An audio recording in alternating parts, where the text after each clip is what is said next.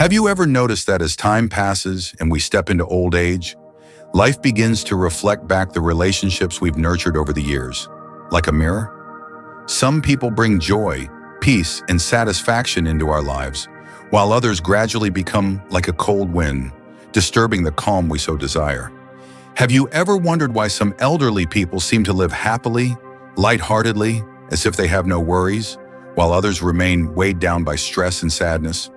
They say we are the average of the 5 people we spend the most time with. But as we age, the question isn't just, who are these people, but who truly deserves to stay in our lives? Old age is a time to hold on to what's most valuable and let go of what brings harm so that we can live each day in tranquility. This video isn't just a list of types of people to avoid.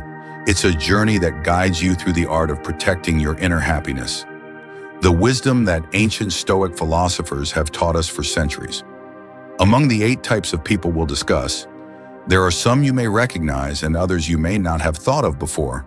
But trust me, for each type, we'll not only show you how to identify them, but also how to deal with them, shielding yourself from unseen negative influences. And especially, there's one type of person we'll reveal at the end of the video, someone you need to be particularly mindful of in your life. They might be right beside you, yet unnoticed. Stay tuned until the end.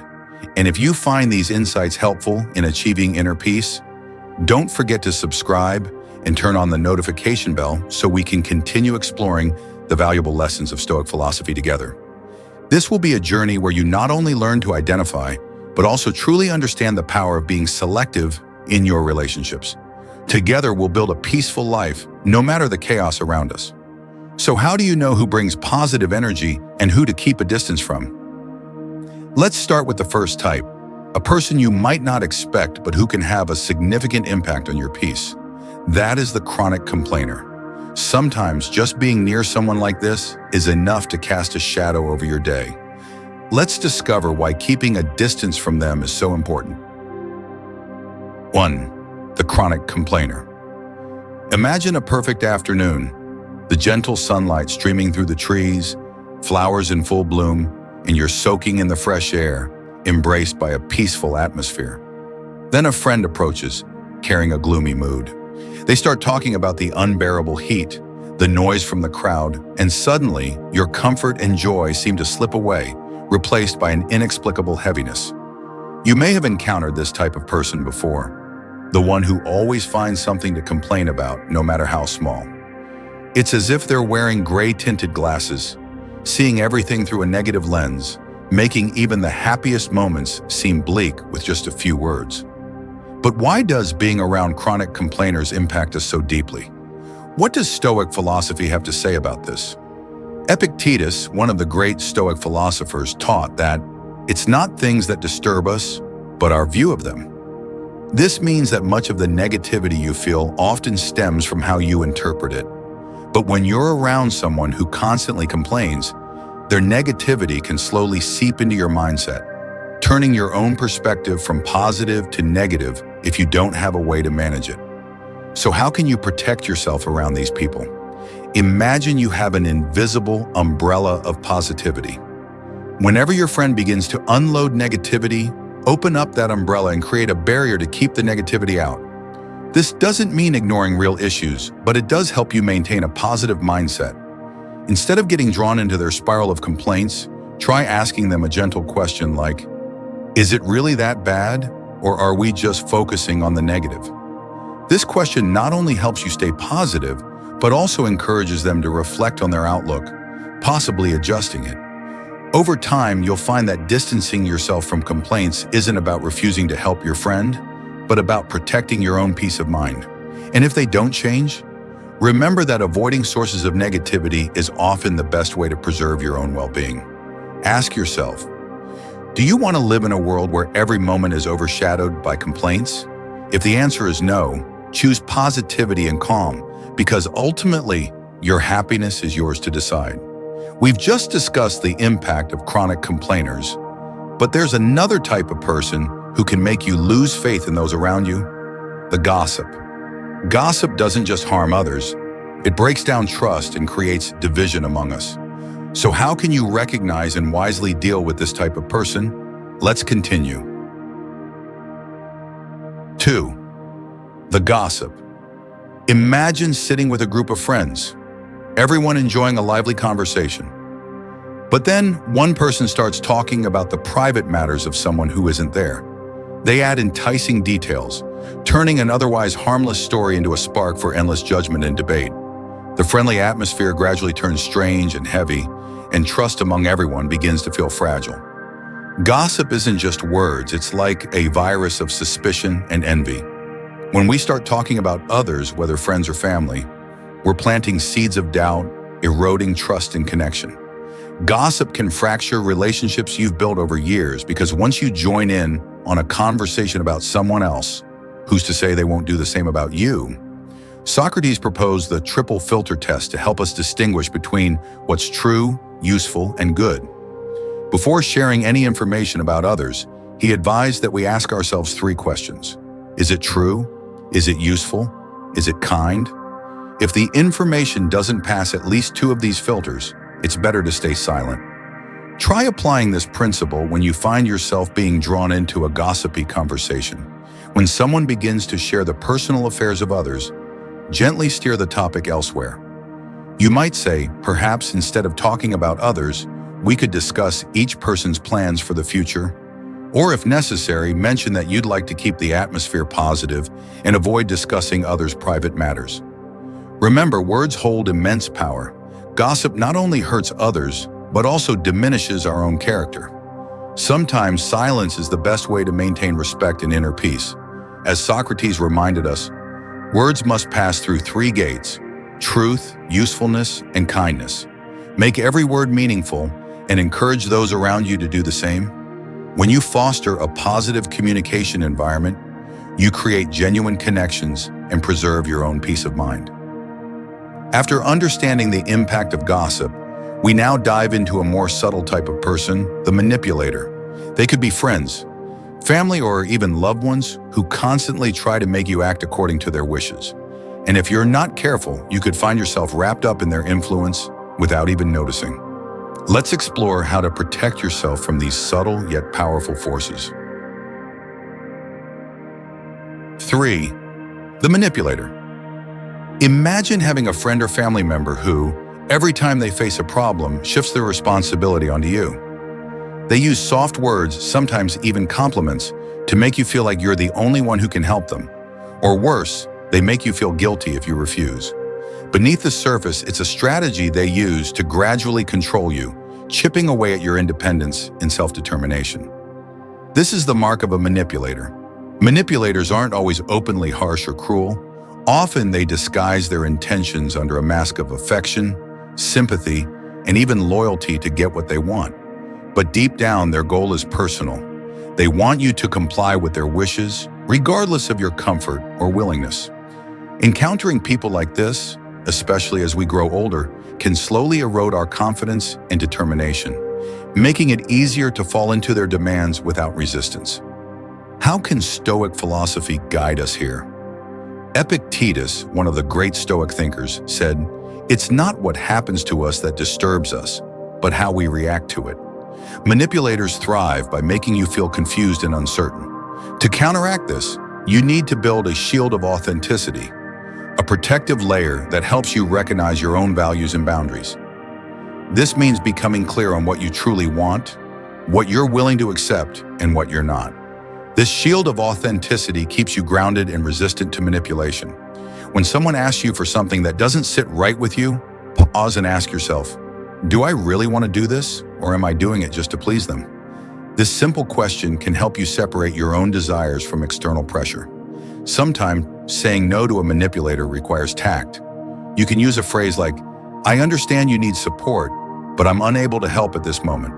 This way, you don't have to offer lengthy explanations, but still hold your ground. Don't feel guilty for setting boundaries. These boundaries protect your peace and reinforce your sense of worth.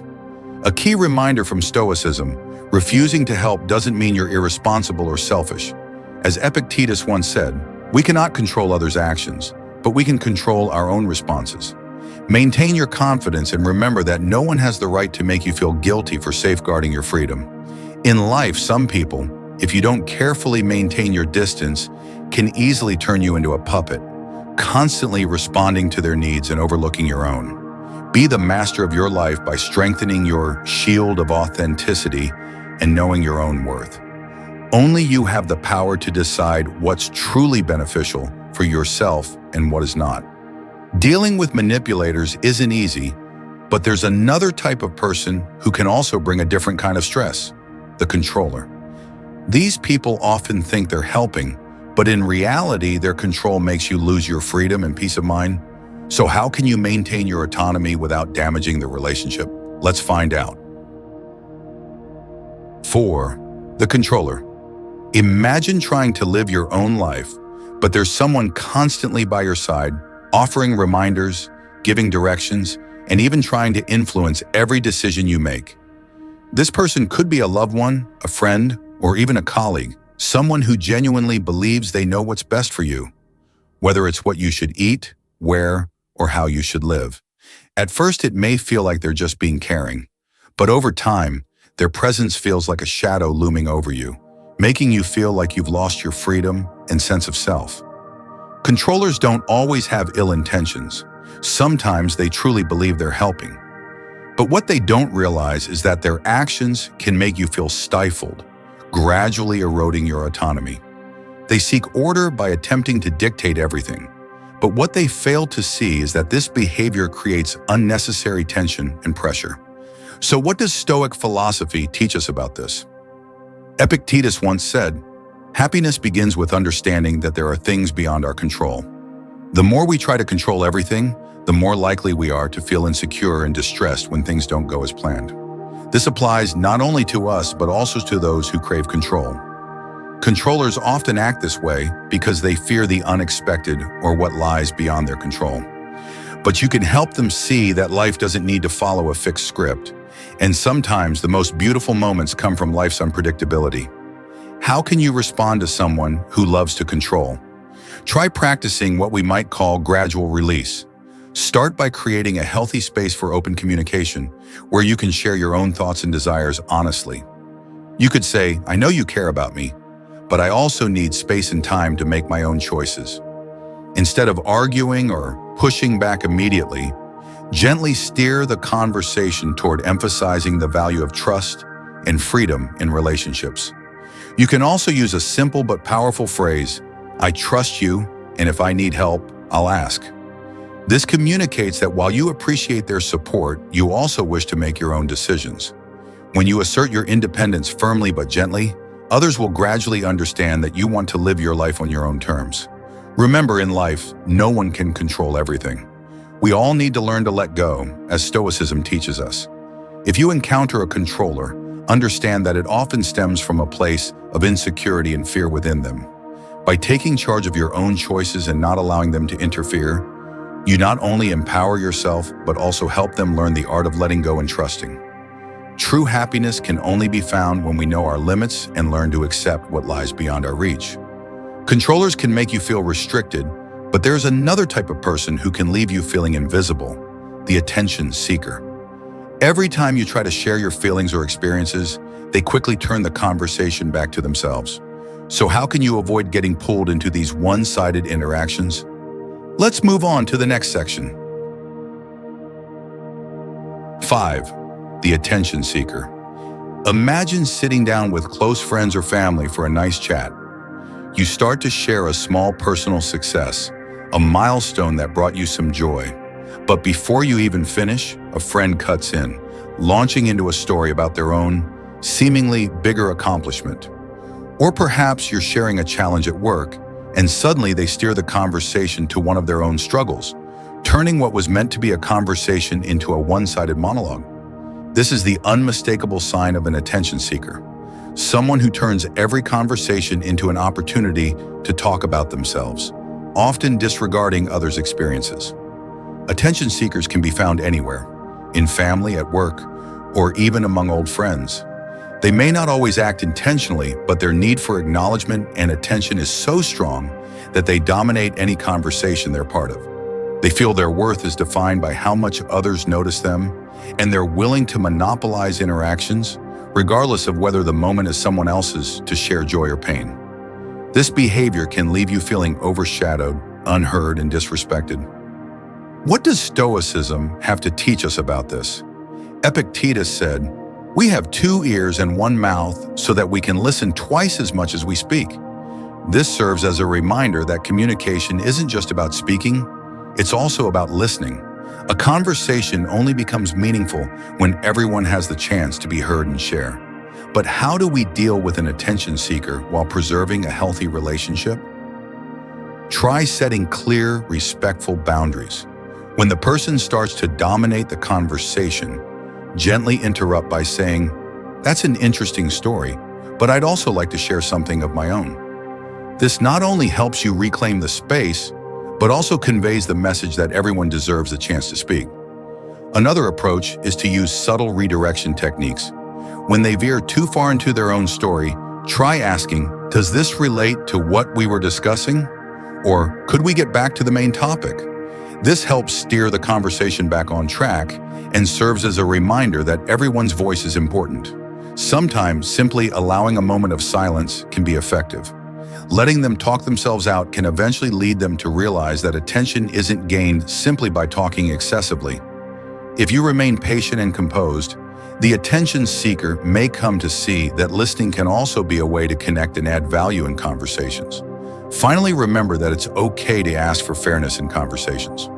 When you protect your right to share and encourage mutual respect, you not only make the conversation richer, but also help the attention seeker understand that true attention isn't about speaking more, but about balancing listening and sharing. At the end of the day, attention seekers are simply people who long for recognition, but you can gently teach them that genuine attention comes from mutual respect, and that sometimes the best way to be appreciated is to know when to listen and let others have the floor. In the journey to maintain peace and harmony in relationships, let Stoic wisdom guide you to become a wise communicator, and don't hesitate to protect your space in every conversation. Attention seekers often take up all the space to talk about themselves, but there's another type you should be especially cautious of: the opportunist. They show up only when there's something to gain and disappear when you're in need. How can you recognize the signs of an opportunistic relationship? Let's continue to explore ways to identify and handle these situations. 6. The opportunist. Imagine a friend who always shows up when you're doing well, when life is full of successes and good fortune. They're there to celebrate every milestone, giving the impression of being your most reliable companion. But when hardships hit, when you genuinely need a listening ear or helping hand, they're nowhere to be found, leaving you with a hollow feeling of disappointment and loneliness. Opportunists aren't always easy to identify. They can be skilled at presenting themselves as genuine, but behind their gestures lies a personal agenda. To them, friendship is merely a tool to get what they want, not a long-term commitment. Their presence can be as fleeting as their interest, and often their absence can hurt deeply, leaving you feeling empty even among familiar faces. Aristotle's philosophy on friendship offers us clarity. He said, "True friendship is based on virtue, not utility. Real friendship isn't about what you have to offer, it's about companionship, respect, and loyalty. A true friend stands by you not only in bright moments, but also in the shadows.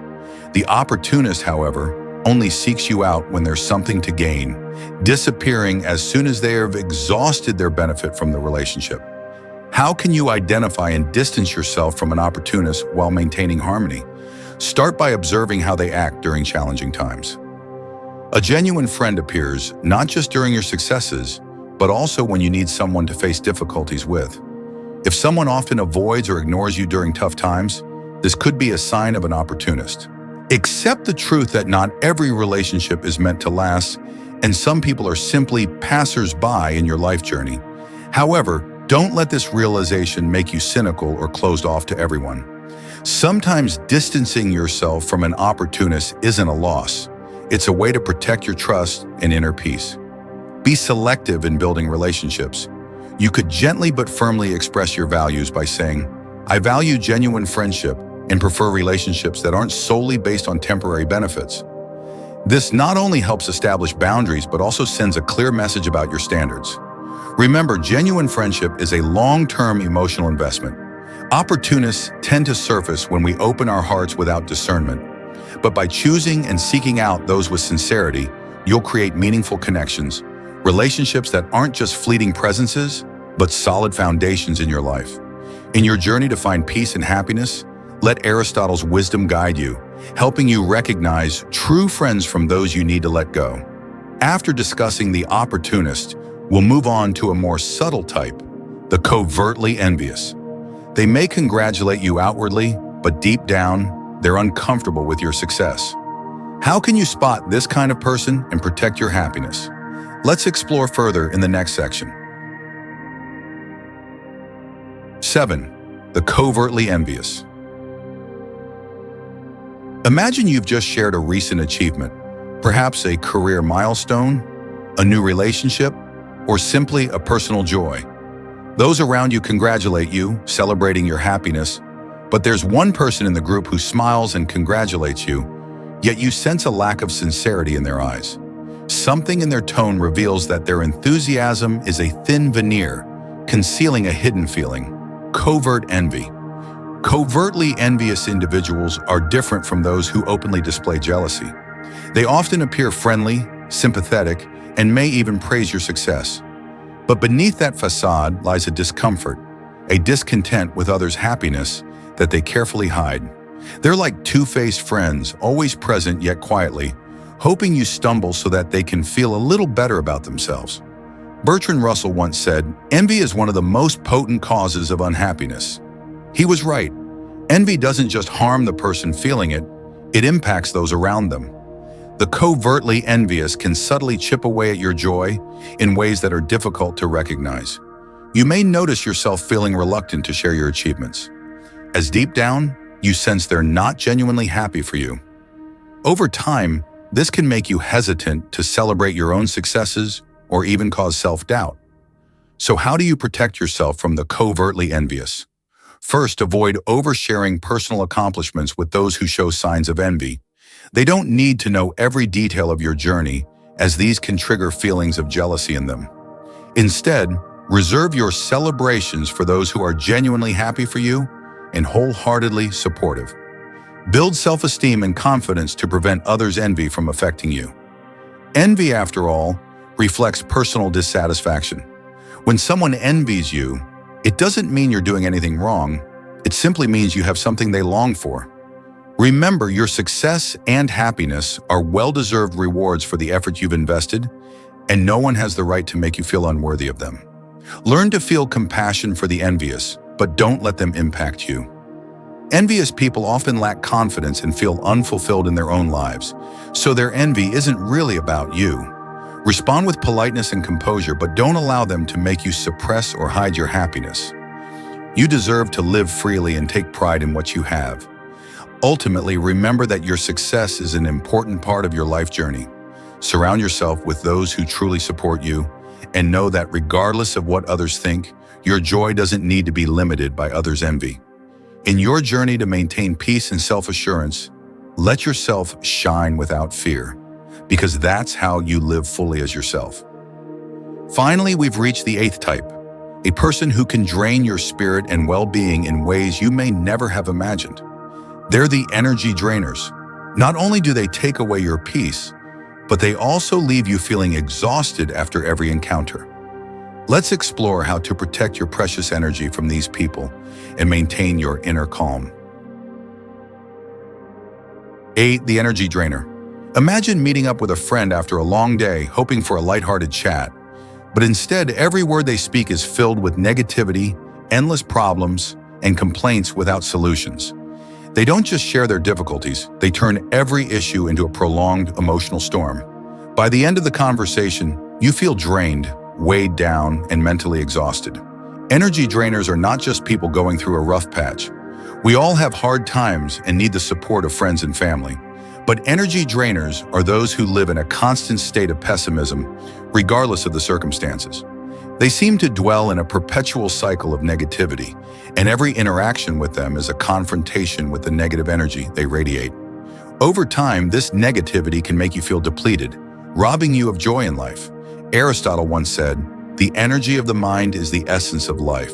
This philosophy views energy not only as life's fuel, but as a defining factor in how we perceive and experience our world.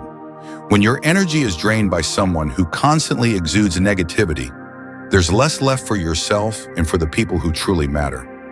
Life becomes heavier, less vibrant, and the lighthearted optimism fades. Protecting your energy is thus not only about health, but also about preserving inner peace and happiness. So how do you protect yourself from energy drainers?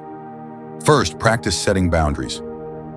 Picture yourself with an invisible energy shield, a protective layer that lets in positivity and filters out negativity.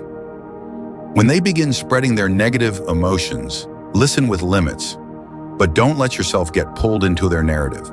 You might respond gently with something like, "I understand how you feel, but maybe we could focus on possible solutions rather than the things we can't change."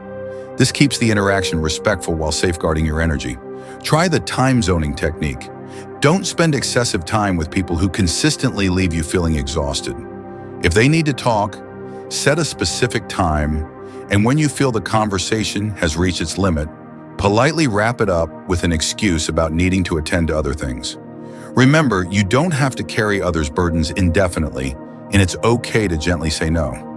Lastly, make space for people and activities that energize you. While energy drainers may tire you out, balance your time by surrounding yourself with those who bring joy, positivity, and encouragement. Spend time with friends who share in your happiness and help you feel uplifted. Remember, your energy is a precious asset. You have every right to protect it, not by shutting people out, but by welcoming those who truly deserve it. Life is a journey of learning, experience, and joy. Don't let anyone take away that priceless energy. Set boundaries, hold on to your energy shield, and let it guard you against negativity so you can fully enjoy each moment of life. We've explored 8 types of people to avoid to maintain inner peace in your later years. You may recognize some of these people in your life and even realize that their influence affected you without you knowing. But the key is to identify them and build high-quality relationships, ensuring each day you live is meaningful. If you found these insights helpful, hit the subscribe button and join us on this journey toward lasting peace and happiness.